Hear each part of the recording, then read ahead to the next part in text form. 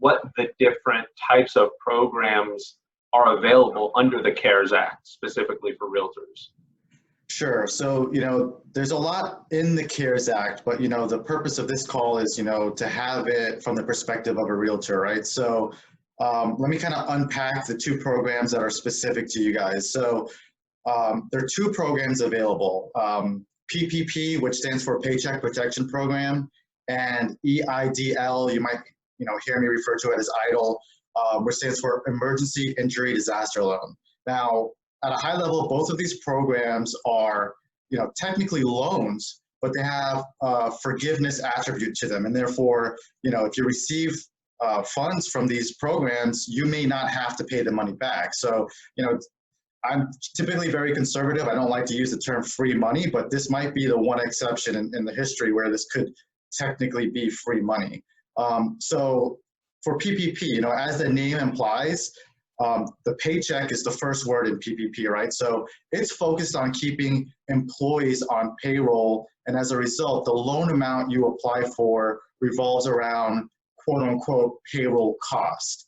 And, forgive me, but I'm going to use a little bit of accounting language here, but I need you to understand this to kind of lay the foundation of the call. But if you are a realtor or a real estate agent or a broker even, you fall into two major buckets from a tax perspective. So you are either taxed as a sole proprietor, and that's if you're completing a Schedule C on your individual tax return, or you're taxed as an S corporation.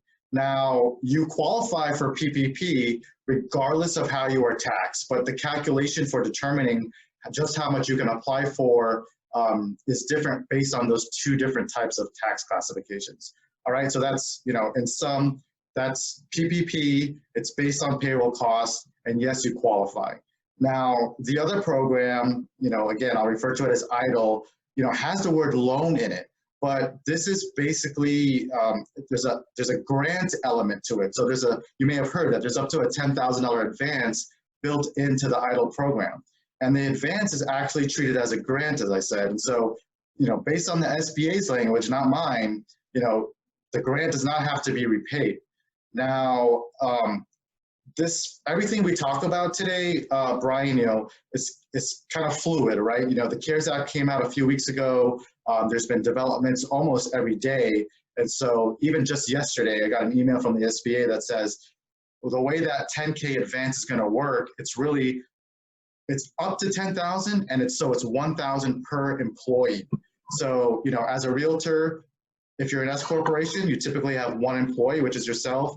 And if you are a Schedule C sole proprietor, you yourself are the employer and the employee.